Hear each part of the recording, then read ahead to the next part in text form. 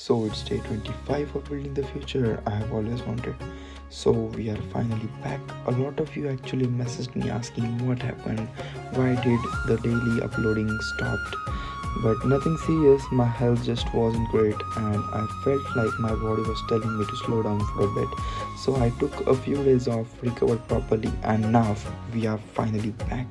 Honestly, I missed this, and since we took almost a week break, we have got some catching up to do. The next 15 days are going to be packed. There is a lot to learn, a lot I want to build, and that means spending more time studying coding and just putting in work. I'm not just trying to rush things, I just want to get back into the rhythm again. Let's see how much we can improve over this couple of weeks, and thank you to everyone who checked in on me or waited for these videos to come back. I really appreciate it. Alright, that's it for today. I will see you guys tomorrow. See ya.